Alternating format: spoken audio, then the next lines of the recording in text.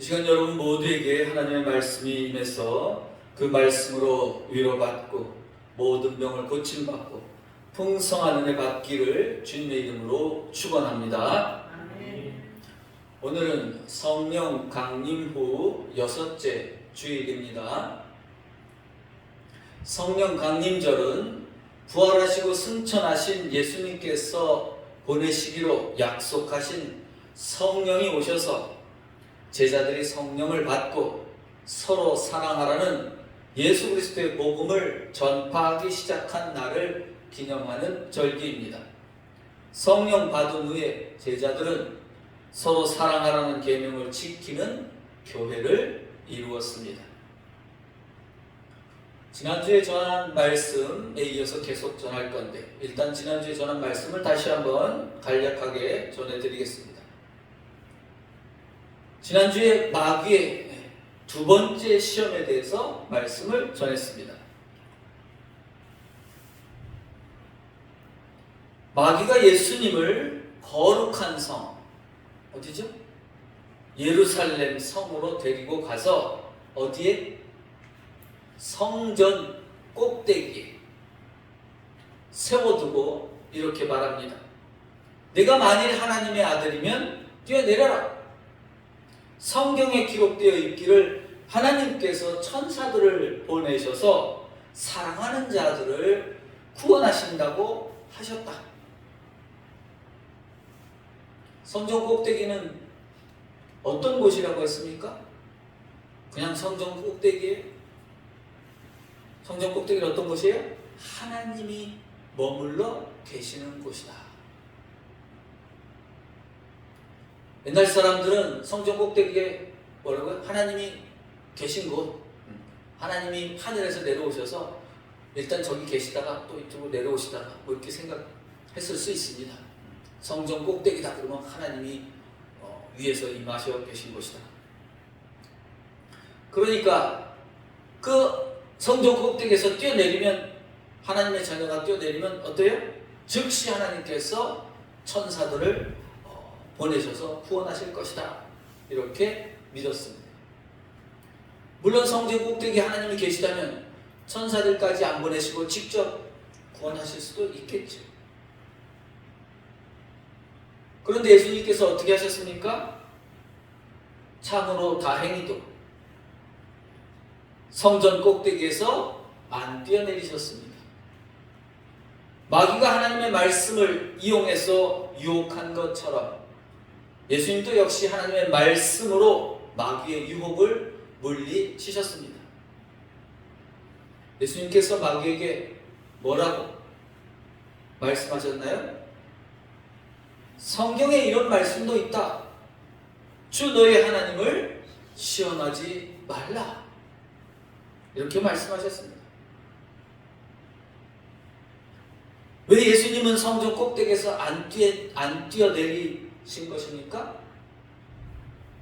뛰어내리셔서 자신이 하나님의 아들임을 입증하셨다면 마귀도 놀랐을 텐데 말입니다. 마귀만 놀라는 게 아니라 많은 사람들이 놀랐겠죠. 그러나 예수님은 결코 뛰어내리지 않으셨습니다. 만일 예수님이 뛰어내리셨다면 그 이후에 어떤 일이 일어났을 거라고요? 수많은 사람들이 예수님처럼 흉내낸다고 뛰어내려서 수많은 사람들이 목숨을 잃었을 수도 있습니다. 예수님께서는 그거를 다 알고 계셨던 것입니다. 또 만일 예수님께서 진짜 뛰어내리셨다면 이 세상의 많은 악인들이 착한 사람들이나 의인들에게 의인들을 그 꼭대기에다 세워놓고 높은 곳에 대어놓고 자, 진짜 성전 꼭대기에다 세워놓을 수도 있어요. 그래놓고 네가 하나님의 아들이라면 네가 진짜 하나님을 잘 믿는다면 성경에 있는 말씀처럼 하나님께서 너를 구해주실 것이다 라며 죄 없는 사람들을 그 높은 곳에서 밀어서 떨어지게 해서 죽였을 수도 있다는 겁니다. 예수님께서 그렇게 뛰어내리지 않으셨음에도 불구하고 그 이후에 그 옛날에 예수님이 죽으시고 그 이후에 로마 사람들이 그리스도인들을 큰 광장에다 몰아놓고 그래놓고 굶주린 사자들을 풀어놓습니다. 굶주린 사자들을 풀어넣어서 잡아먹게 하죠. 만약에 네가 하나님의 아들이라면, 너네 하나님이 살아계시다면 살려주시겠지. 너희들이 그렇게 믿잖아. 살려주시겠지. 조롱하면서 그렇게 했다는 겁니다. 그것이 다 하나님을, 당연히 마귀들은 시험하지. 하나님을 모르는 자들은 그렇게 우리를, 너희들이 하나님 믿는다며? 그럼 사자가 안 잡아먹겠지. 그런 시험을 한다는 것입니다. 예수님은 마귀의 악한 의도와 인간의 미련함을 잘 아셨기 때문에 성전 꼭대기에서 뛰어내리시지 않으신 겁니다. 여러분들, 세상에서는 오랜 역사 동안, 오늘날도 그렇습니다. 성전 꼭대기에서 뛰어내려도 죽지 않는다고 말하는 자들이 있습니다. 그런 자들에게 속지 마시기 바랍니다. 세상에는 자기가 하나님의 자녀라면 또 성전 꼭대기에서 뛰어내려도 죽지 않는다고 거짓말하는 자들도 많습니다. 하나님께서 나에게 크신 능력을 주셔서 놀라운 능력을 행할 수 있다고 거짓말하는 자들도 있습니다. 하나님을 시험하는 자들입니다. 또 당신이 정말 하나님을 잘 믿는지 안 믿는지 하나님의 능력을 나한테 보여줘봐, 이런 말 하는 사람도 이 마귀와 똑같이 마귀의 자녀입니다. 또한 자기의 믿음을 자랑하는 사람도 이미 마귀의 시험에 걸려든 사람입니다.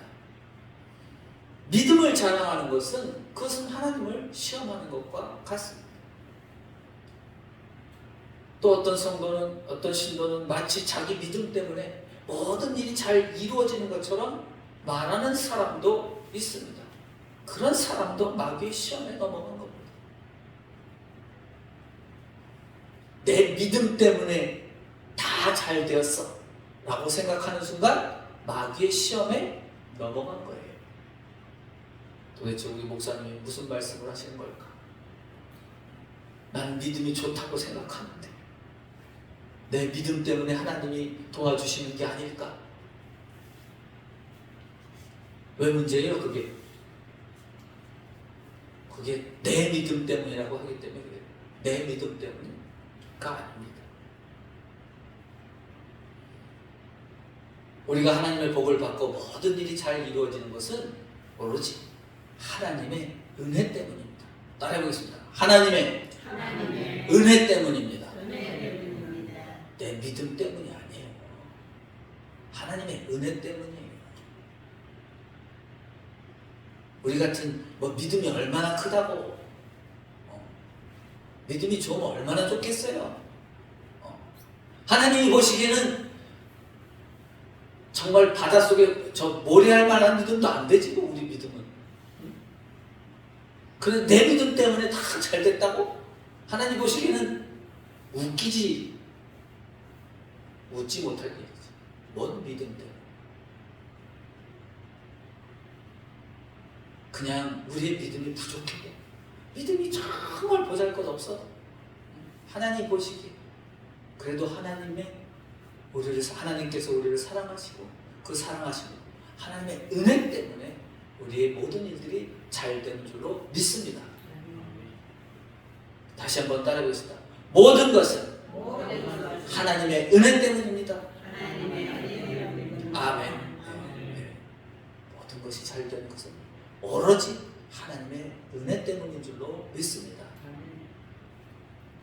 만일 여러분에게 누군가가, 만일 내가 하나님의 자녀이면 성전 꼭대기에서 뛰어내려봐라, 하나님께서 구해주신다고 성경에 써있지 않느냐? 라고 말하면 여러분들 어떻게 하시겠습니까? 그래, 내 믿음을 한번 보여주자. 펄짝 뛰어내린다. 절대로 뛰어내리지 마시기 바랍니다. 그 믿음이 얼마나 좋아서. 믿음은 그런 데 쓰라고 있는 게 아니에요. 절대로 뛰어내지 마세요. 어려운 일을 요구하면서 우리의 믿음을 입증해 보이라고 하는 자가 바로 마귀입니다. 만일 너에게 믿음이 있다면 놀라운 이적을 행해 보이라고 속삭이는 자가 있다면 그 자가 마귀입니다. 여기까지가 지난주에 전한 말씀의 대략적인 겁니다. 조금 더 다른 얘기가 포함됐죠. 여기까지가 지난주의 말씀입니다. 오늘은 이어서 이제 하나님을 시험하지 말라는 말씀이 무슨 뜻인지에 대해서 말씀을 전하겠습니다. 세상에서는 마귀들이 여러분을, 또 믿음 있는 사람들을, 하나님의 자녀들을 끊임없이 시험합니다. 어떤 시험할까요? 잘 들어보세요. 내가 만일 하나님의 자녀라면 저 거센 강물 속에 빠져있는 사람을 구해봐라. 만일 내가 하나님의 자녀라면 내 심장을 빼서 저 죽어가는 사람에게 줘라. 내가 만일 하나님의 자녀라면 눈 한쪽 빼서 없는 사람에게 줘라.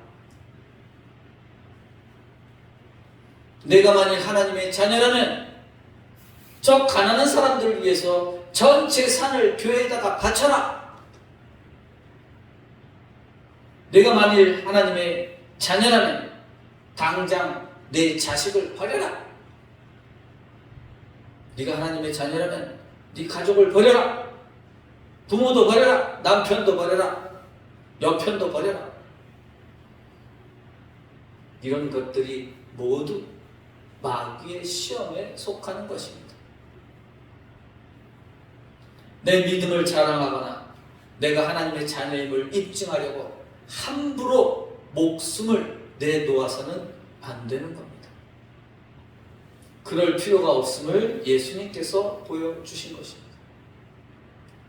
사도 바울은 이렇게 말씀하셨죠. 내 몸을 불사르게 내어줄지라도 뭐가 없으면 사랑이 없습니다. 예수님께서는 마귀가 하나님의 말씀을 유혹하자 똑같이 하나님의 말씀으로 그 유혹을 물리치고 시험을 이기셨습니다. 따라해 보겠습니다. 주 너의 하나님을 시험하지 말라. 이는 예수님께서 하신 말씀인데 구약성경 신명기 6장 16절 말씀입니다. 다 같이 한번 16절 말씀을 큰 소리로 읽어보겠습니다. 시작. 너희가 마사에서 시험한 것 같이 너희의 하나님 여호와를 시험하지 말고.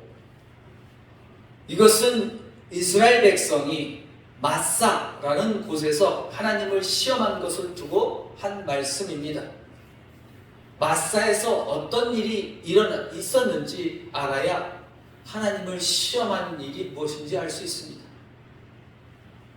마사 이야기는 출애굽기 17장 1절에서 17절까지 말씀입니다. 다 같이 큰 소리로 1절부터 7절까지 말씀입니다. 천천히 한 목소리 다 같이 읽겠습니다. 시작. 이스라엘 자손의 온 회중이 여호와의 명령대로 신 광야에서 떠나 그 노정대로 행하여 르비딤에 장막을 쳤으나 백성이 마실 물이 없는지라. 백성이 모세와 다투어 이르되 우리에게 물을 주어 마시게 하라. 모세가 그들에게 이르되 너희가 어찌하여 나와 다투느냐? 너희가 어찌하여 여호와를 시험하느냐? 거기서 백성이 목이 말라 물을 찾으매 그들이 모세에게 대하여 원망하여 이르되 당신이 어찌하여 우리를 애굽에서 인도해 내어서 우리와 우리 자녀와 우리 가축이 목말라 죽게 하느냐? 모세가 여호와께 부르짖어 이르되 내가 이 백성에게 어떻게 하리이까? 그들이 조금 있으면 내게 돌을 던지겠나이다. 여호와께서 모세에게 이르시되 백성 앞을 지나서 이스라엘 장로들을 데리고 나일강을 치던 내 지팡이를 손에 잡고 가라. 내가 호렙산에 있는 그 반석 위 거기서 내 앞에 서리니 너는 그 반석을 치라. 그것에서 물이 나오리니 백성이 마시리라. 모세가 이스라엘 장로들의 목전에서 그대로 행하니라. 그가 그 곳 이름을 마사 또는 무리바라 불렀으니 이는 이스라엘 자손이 다투었으며 또는 그들이 여호와를 시험하여 이르기를 여호와께서 우리 중에 계신가 안 계신가 하였음이더라. 아멘. 이건 7장 1절에서 7절까지 말씀입니다. 요 앞에 16장의 이야기가 있어요. 16장. 여러분들이 아주 잘 아는 말씀이에요. 이 바로 앞에 출애굽기 16장에는 어떤 이야기가 나오냐 하면 16장 전체가 여러분들이 잘 아는 만나 이야기입니다. 만나 이야기. 모세가 이스라엘 자손들을 애굽, 이집트에서 종살이 할 때 탈출시켜줬죠? 탈출시켜서 데리고 나왔습니다. 광야로 데리고 나왔어요. 광야에 뭐가 없어요? 광야에 뭐가 없어요? 먹고 마실 게 없어요. 물론 입을 것도 없어요. 광야에 먹고 마실 게 없는데 광야로 떡 데려다 놨어. 그러니까 당장 백성들이 모세를 원망하죠.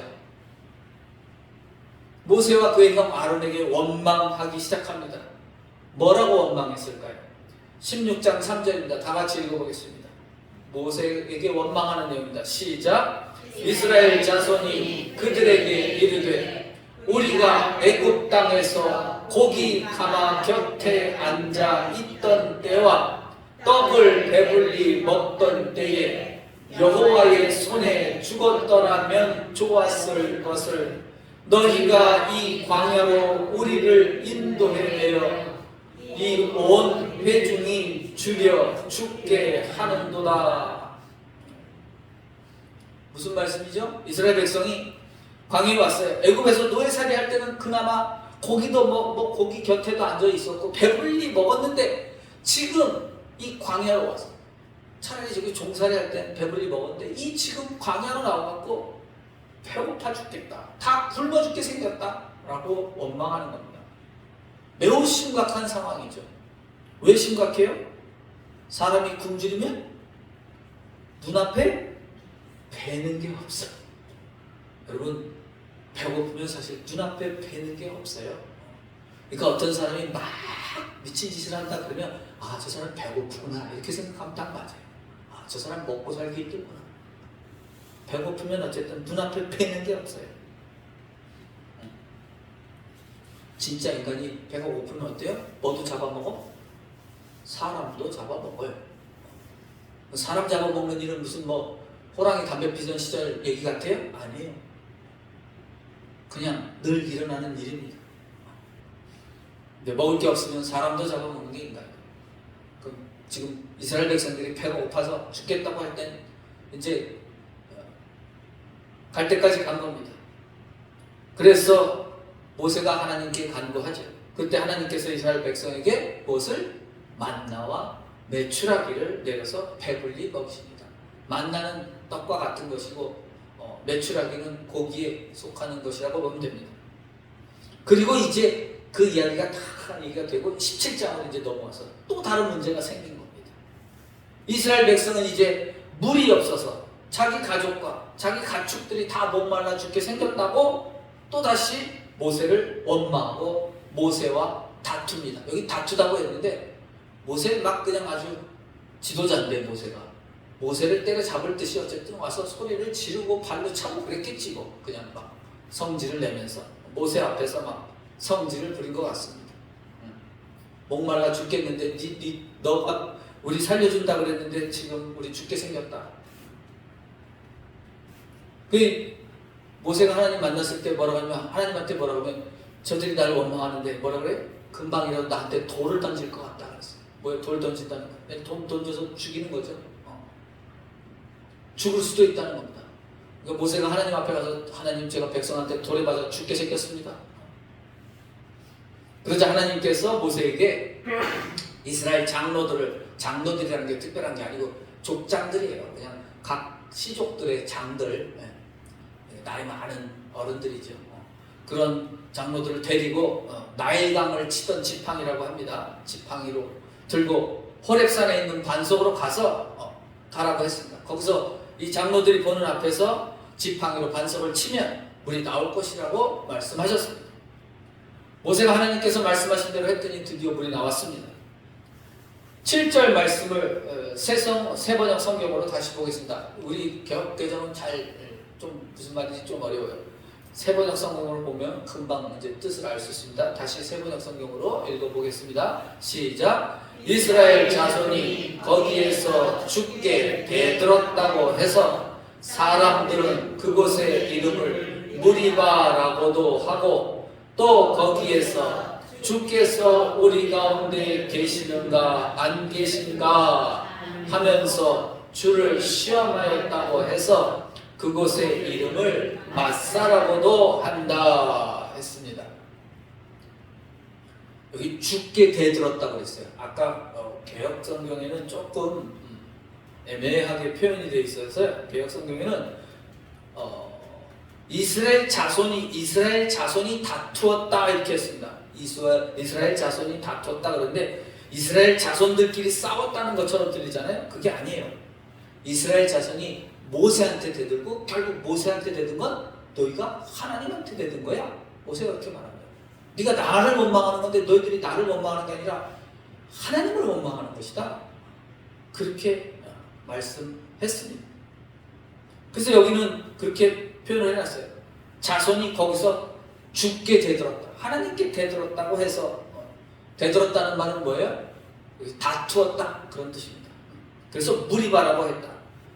그래서 무리바는 무슨 뜻일까요? 다투다는 뜻입니다. 무리바는 다투다. 그런데 그 다음에 또 있죠. 우리 가운데 주께서 계시는가 안 계신가를 하면서 주를 시험하였다고 해서 그곳의 이름을 뭐라고요? 마사라고 했다. 그럼 마사는 무슨 뜻일까요? 그렇죠. 시험이라는 뜻입니다. 여기 알려주는 거예요. 그러니까 옛날 이야기 쓰듯이 쓴 겁니다. 방금 지금 일어난 일이 아니라 쭉 후에 가서 이런 일이 있었는데 지금 여기 이름이 마사라고도 하고 사람들이 무리바라고도 하지. 무리바라는 말을 더 많이 써요. 마사는 한 두 번 나오고 시편에는 무리바로 다 나와요. 무리바. 너희들이 무리바의 시험을 하면서 무리바에서 잘못한 것을 계속 지적합니다. 왜냐하면 이게 하나님한테 대든 사건이기 때문에. 그래서 시편에도 한 3번 정도 나오는데 그래서 어느 장소에 이름이 있죠. 우리나라도 장소마다 이름이 다 있죠.